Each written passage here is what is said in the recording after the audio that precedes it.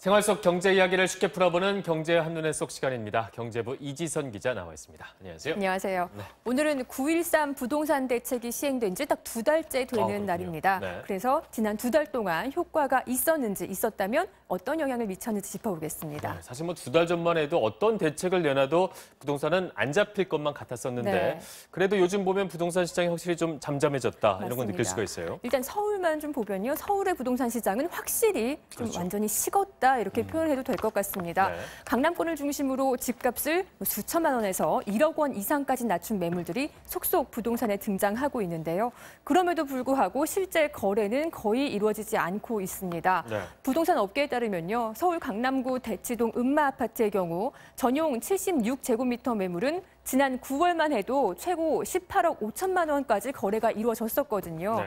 근데 지금은 17억 원을 밑도는 매물도 등장했는데 2달 사이에 1억 5천만 원 정도 값이 내렸는데도 사겠다는 사람은 나타나지 않고 있다고 합니다.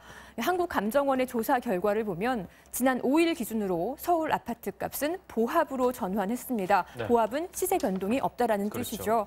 2017년 9월부터 작년 9월부터 계속해서 오르기만 했던 아파트 값이 1년 2개월 만에 상승세를 멈춘 겁니다. 네. 서울 전체를 보자면 보합 상태라고 볼 수가 있는데 그렇죠. 하락세로 돌아선 지역도 분명히 있죠. 맞습니다. 아무래도 네. 이 오름폭이 컸던 지역에서는 낙폭도 크게 그렇겠죠. 나타나고 있습니다. 특히 강남 서초 송파, 이른바 강남 3구는 최근 3주 연속 집값이 마이너스 변동률을 기록을 했고요. 네. 용산구는 2주 연속 하락세를 그렇군요. 보였습니다. 네. 앞서 강남구 음마아파트 사례도 말씀드렸지만 매물이 나와도 사려는 사람이 없다고 해요. 네. 시세보다 1억 이상 싸게 나온 급매물 중에서나 그나마 일부만 거래가 되는 정도고 대부분의 매수자들은 아직 상황을 더 지켜보자 이런 쪽이 많다고 합니다. 그렇죠. 이게 한 부동산 대책이 시행된 지 2달이 됐으니까 네. 더 떨어질 수도 있다. 조금 더 지켜보자 이런 관망세가 많다고 볼 수 있겠어요. 앞으로 더 집값이 떨어질 수 있을지 모르니까 그러니까요. 그렇게 예상이 되기 때문에 좀 더 기다려보겠다는 사람들이 대부분인 건데요.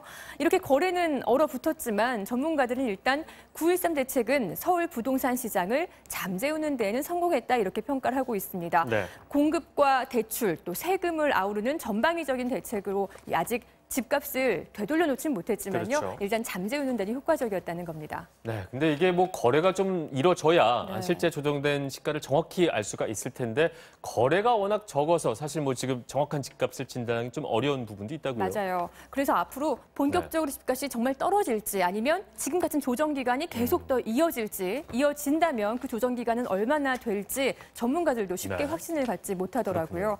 거래가 좀 이루어져야 윤곽이 나올 텐데 내년 초까지는 얼어붙은 거래가 풀리기는 좀 어려워 보인다는 게 전문가들의 전망입니다. 네. 손뼉도 마주쳐야 소리가 나잖아요. 쉽게 말해서 집주인도 팔기 좋고 무주택자도 사기 좋은 환경이어야 하는데 그렇죠. 정부 규제가 강화되면서 집주인은 세금이 무서워서 무주택자는 자금 조달이 어려워서 사고 팔기가 둘 다 힘든 상황인 겁니다. 네. 예를 들어서 2년 전에 산 서울 아파트가 5억 원이 오른 다주택자라면 이 아파트를 지금 팔면 양도세를 2억 4,600만 원, 거의 절반의 양도세를 내야 합니다. 네. 네, 여기에 지방세 같은 기타 세금까지 더 내면 차익은 더 줄겠죠. 네. 무주택자가 보기에는 그래도 2년 만에 2억 원 이상 차익을 얻은 게 그렇죠. 어디냐 이렇게 할 수도 있지만 그렇죠. 네. 또 집주인 입장에서는 당장 손해보는 기분이 들 수밖에 없거든요. 네. 또 반대로 집을 사려고 하는 쪽은요. 높아진 대출 문턱을 넘어야 합니다. 이번 달부터 DSR 규제가 본격 시행이 됐잖아요. 그렇죠. DSR은 총 소득 대비 부채 상환 비율, 그러니까 내 소득에서 빚을 갚는데 얼마나 쓰는지 그 비율을 말하는데 이게 70%가 넘으면 이제 대출받기가 어려워졌습니다. 그렇죠. 그동안 집값은 이만큼 올랐는데 대한민국 월급쟁이들 소득은 그대로고 DSR 규제로 빌릴 수 있는 돈도 줄어들면서 집 살 길이 막혀버린 셈입니다. 실제 얼마나 거래량이 줄었는지 봤더니 서울 아파트 하루 평균 거래량은 지난 8월 달 318건이던 것이 집값 상승의 광풍이 몰아치면서 9월에는 725건으로 2배 이상 치솟았다가 9.13 대책 시행 이후인 10월에는 하루 평균 493건으로 떨어졌고요. DSR 규제까지 시행된 이번 달 들어서는 하루 평균 207건으로 실제 거래량이 크게 감소한 걸 확인할 수 있습니다. 그렇습니다. 그나마 지금 신규 청약 시장은 열기를 좀 띠고 그렇죠. 있거든요. 그런데 다주택자들이 빠지고 또 자금이 부족한 무주택자들까지 빠져버린 이 청약 시장에서 결국 현금 부자들만 새 집을 살 수 있게 됐다는 말이 나오고 있습니다. 네. 근데 또 집 가진 사람들의 입장에서는 네. 거래량을 늘리기 위해서는 양도세를 좀 지금보다 낮춰줘야 된다. 네. 이런 말을 많이 하는데 말이죠.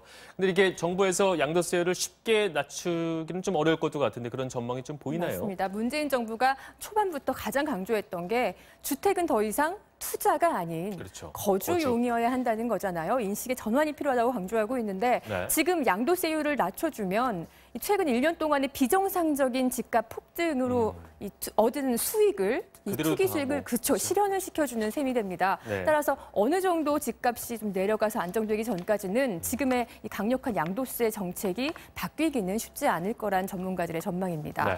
다만 현재 이 주택 두 채를 보유한 분들 중에서 2주택자가 된 지 3년이 채 안 된 분들은 3년이 넘기 전에 처음 샀던 주택을 처분을 하면 지금도 양도세, 비과세 혜택을 받을 수 있습니다. 네. 그러니까 중복 보유 허용 기간이 3년이기 때문인데요.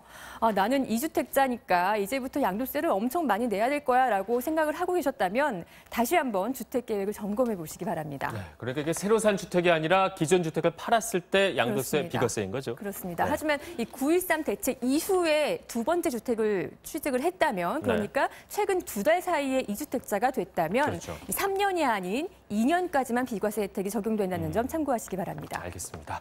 경제부 이지선 기자와 부동산 이야기 해봤습니다. 잘 들었습니다.